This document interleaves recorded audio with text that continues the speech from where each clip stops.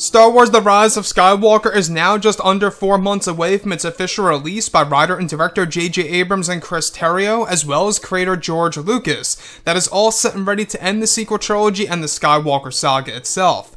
This is Mike Zero. Make sure to subscribe if you are new to the channel for future Star Wars content. Now, what's really great about Episode 9 is that Disney and Lucasfilm are using this movie as a foundation to create new Star Wars lore and to introduce new types of material that will be introduced to the Star Wars franchise that's really going to take Star Wars in a different direction for the future, whether it be for live-action TV series or the new Star Wars trilogy, books, novels, comics, you name it.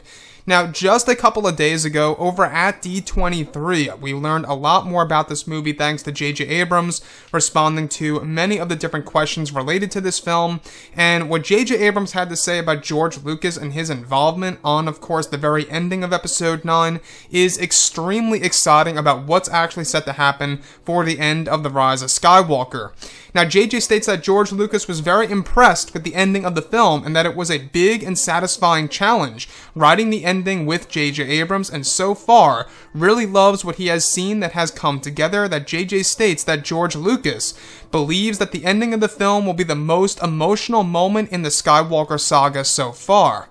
So, let's go over a couple of parts about all of this. Now, we do know that Episode 9 is going to be a film that is not only going to be very emotional for the fans, but it's going to be a movie that's going to have a lot of sacrifices and losses and action-packed sequences in this movie. It's also described as an all-out war and a war to end all wars. So it's not just about the heroes and the villains, it's all a matter of where they are going and exactly where they're going to end up being at the very end of Episode 9, and it leaves a lot of questions and concerns related to the characters of Rey and Kylo Ren. What is Kylo Ren's endgame? Is he going to die? Is he going to survive? Same thing goes for Rey. What's going to happen with her? Now, George Lucas, he was heavily involved with the rewriting process of Episode 9, and the fact that JJ was able to say and talk about George Lucas and his reaction to the ending of The Rise of Skywalker, the fact that he believes that it's going to be by far the most emotional moment in the Skywalker saga so far, really is a big and bold thing to say. It really tells us that something huge is going to happen at the very end of this film for either one or two of the main characters in this movie. And that's the thing here. This movie is described by multiple cast and crew that this is a very, very long movie.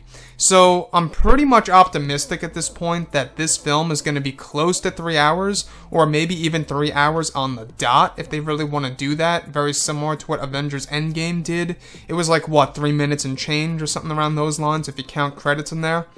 So, Episode 9, it does hold a lot of potential to mark itself down as the best film of the sequel trilogy, and to really mark itself down as maybe even by far one of the fan favorites of the entire Skywalker saga if they play their cards right.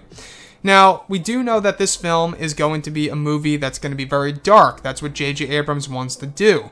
And how the entire, situation involving the rewrites of the movie for late 2018, how George Lucas, what J.J. Abrams described to George Lucas, saying how the writing of the ending of the movie was very satisfying, while at the same exact time a big challenge to get it done correctly.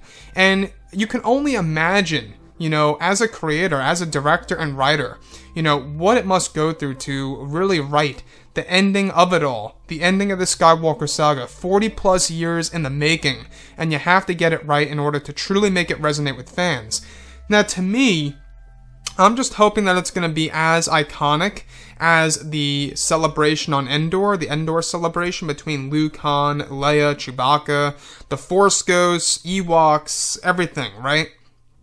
Now, I'm hoping that they can really nail that emotional impact on the audience, where it's really gonna be a very heartwarming moment. It's gonna be very emotional, and which it is, but emotional to the point where it's really gonna make us feel it, where we are gonna be able to watch this over and over and over again, whenever you guys go ahead and watch the original trilogy, if it ever does pop up on TV, it's almost hard to avoid, watching the original trilogy films. It's just got that flow to it, and each and every film has a fantastic ending.